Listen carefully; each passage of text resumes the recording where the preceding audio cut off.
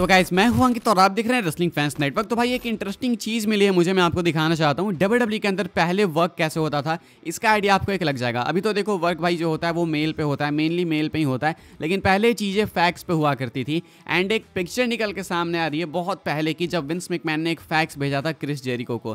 किस चीज़ के लिए फैक्स था भाई? तो Vince McMahon sent Chris Jericho a fax with a list of ideas to rename the Lion Tamer which later became the Walls of Jericho. Lion Tamer Chris Jericho का वही submission move है जो कि आज के ज़माने में वॉल ऑफ जेरिको के नाम से जाना जाता है। तो ये वाला जो मूव था भाई, इसके लिए WWE ने पहले बहुत सारे आइडियाज़ अलग भी सजेस्ट करे थे जेरिको को कि आप लायन टेमर को इस नाम में बदल सकते हो, उसमें बदल सकते हो। तो ये भाई उसी का फैक्स है। एंड यहाँ पे देखो कितने सारे नेम्स विंस मैकमैन ने सजेस्ट करे हैं क्रिस जेरिको को। कुछ आइडियाज़ देखोगे, the millennium Crash, Jericho shut down. अच्छा भाई द वे इसमें से कोई सा भी नाम हो सकता था जो कि वॉल ऑफ जेरिको के जगह हो सकता था, लेकिन एंड में वॉल ऑफ जेरिको डिसाइड हुआ। तो यहाँ पे आप देखोगे कौन कौन से नेम्स थे ऑप्शन में। तो Millennium Crash, Jericho shut down, term of the century, oh my God, the Bender, उसके बाद एपोकेलिप्स है, बिग फिनिश सॉरी, Y23 एक बहुत अच्छा नेम है। देन उसके बाद Y2J ब्लेड्स, ये भी एक अच्छा नेम है। उसके बाद जेरी कोअर है, पता नहीं क्या ये, तो ये बाद में काम आ सकता था। जेरी केओ, ये केविन ओवेंस के साथ इनकी टीम जब बनी थी जेरिको की,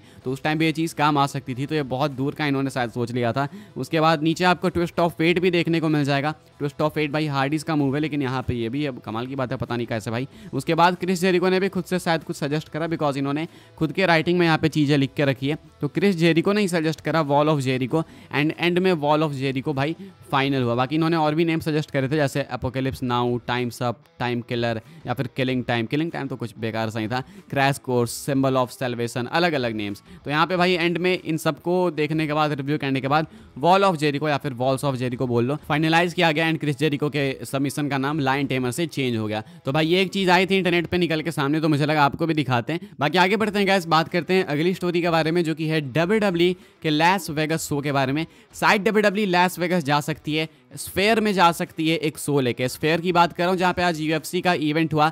एंड आज जो UFC का इवेंट हुआ बहुत ही सक्सेसफुल इवेंट रहा भाई। सोशल मीडिया पे लोगों ने बहुत सारी क्लिप शेयर करी है इस इवेंट से, जो कि गजब लग रही है भाई। UFC का जब इंट्रो प्ले हो रहा था भाई UFC 306 का, तो इतना कमाल का लग रहा था कि पूछो मत। स्फेयर की खासियत ये है भाई कि स्क्रीन बहुत जायंट है, बहुत ही जायंट है, एंड एक अलग ही डिज़ाइन है, काफ़ी यूनिक एक्सपीरियंस है। एंड UFC का आज 306 इवेंट वहीं पे हुआ, एंड यहाँ पे फैंस ने इसको बहुत इंजॉय करा। सिर्फ ये देखने में ही अच्छा नहीं था, बल्कि प्रॉफिटेबल भी काफ़ी था, बिकॉज भाई इसके प्राइसेस काफ़ी हाई है। एंड ये UFC के हिस्ट्री का हाईएस्ट ग्रॉसिंग इवेंट बन चुका है। अब TKO बैनर के अंदर दोनों है UFC एंड WWE, तो अब UFC को इतना सक्सेस मिल चुका है यहाँ पे, तो WWE भी बहुत जल्दी जाने वाली है। एक्सपेक्टेड है कि अगले साल शायद ये लोग जा सकते हैं भाई स्फेयर में, चांसेस हैं जाएंगे, ये पक्का, इसमें कोई डाउट नहीं है। UFC जा चुकी है, गेट्स UFC ने ओपन कर दिए हैं, एंड अभी WWE भी आगे जाएगी। तो अगर UFC का ये हाईएस्ट ग्रॉसिंग इवेंट था, तो मे भी हो सकता है भाई WWE का भी ये हाईएस्ट ग्रॉसिंग बन जाए। फिलहाल ये कुछ अपडेट है। WWE लास वेगस फेयर में बहुत ही जल्दी आपको जाते हुए देखने को मिलेगी,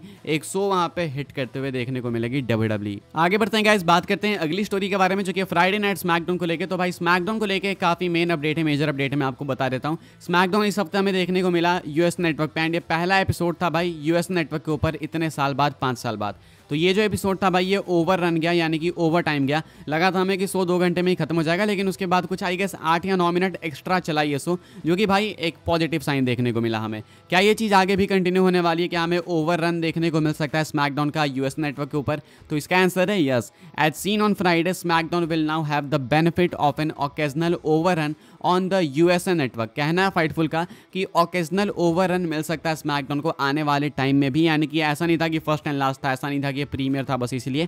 ओकेजनल का मतलब है कि कभी कदार, ये नहीं कि भाई हर शो ही ओवर रन जा रहा है। मुझे बहुत अच्छे से याद है यार कि 2015-16 का जब टाइम था ना, तो उस टाइम तो ये लगभग हर शो को ओवर रन लेके जाते थे।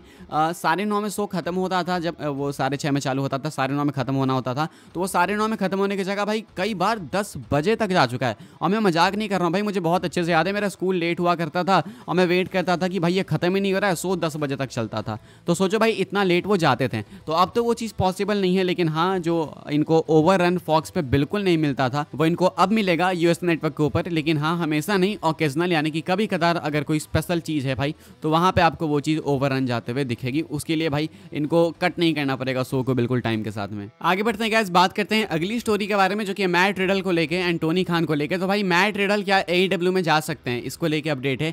कमाल की बात है भाई कि टोनी खान ने दूर से ही भगा दिया है मैट रिडल को। Behind the scenes Tony Khan has not had any interest in bringing Matt Riddle to AEW, especially over the last number of years. Sources within TNA Impact are hopeful that Riddle can appear in the company.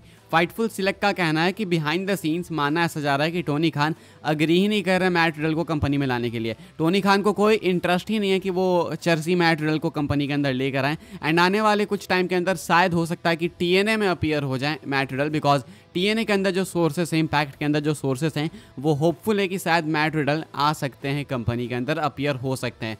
तो भाई big W Tony Khan के लिए and I think AEW के लिए। अगर Matt Riddle आ जाएंगे भाई तो टोनी खान का पूरा रोस्टर ही खाली हो जाएगा, बिकॉज कहते हैं ना कि एक गंदी मछली पूरे तालाब को गंदा कर देती है।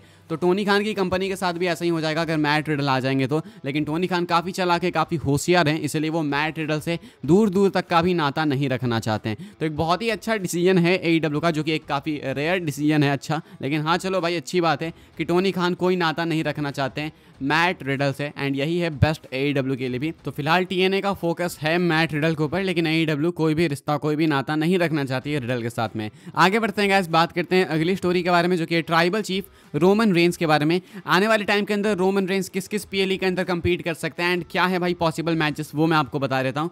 बैड ब्लड के लिए मैच सेट हो चुका है ट्राइबल चीफ का, जहाँ ये कोडी रोड्स के साथ में टीम अप करने वाले हैं फेस करने के लिए जेकब फाटो एंड सोलो सिकोआ को। उसके बाद क्राउन जूल आने वाला है, तो वहाँ पे भी एक्सपेक्टेड है कि रोमन रेंस कंपीट करेंगे एंड ये रेसलमेनिया के बाद रोमन रेंस का पहला सिंगल्स मैच हो सकता है। हो सकता है कि रोमन यहाँ पे या तो सोलो सिकोआ को सिंगल्स मैच में फेस करें, नहीं तो हो सकता है कि मे बी कोडी रोड्स को ही फेस कर ले रोमन रेंस। तो ये पॉसिबल है क्राउन जूल के लिए। देन सर्वाइवर सीरीज का सबको मालूम है भाई, OG blood line versus new blood line का वॉर गेम्स मैच। उसके बाद सीधा आपको रॉयल रंबल देखने को मिलेगा PLE की बात करोगे तो वहाँ पे भी भाई हो सकता है कि रोमन रेंस एक मैसिव मैच में ही कंपीट करें।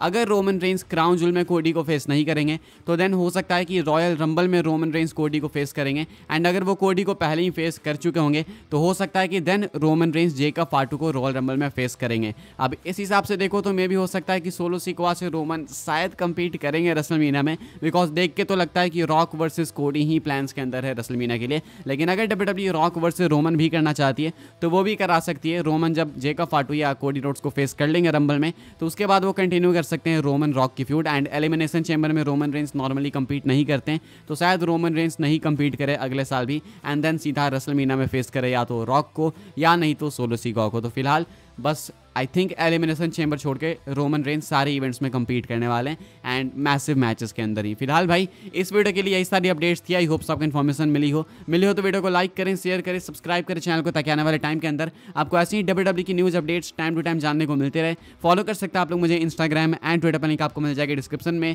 ज्वाइन कर सकते हैं व्हाट्सएप चैनल को, उसके भी लिंक डिस्क्रिप्शन में। मिलेगा मैं आपसे अगले वीडियो में, तब तक के लिए good bye, thanks for watching. मिलते हैं अपनी नेक्स्ट ऑफर काफ़ी इंटरेस्टिंग वीडियो में।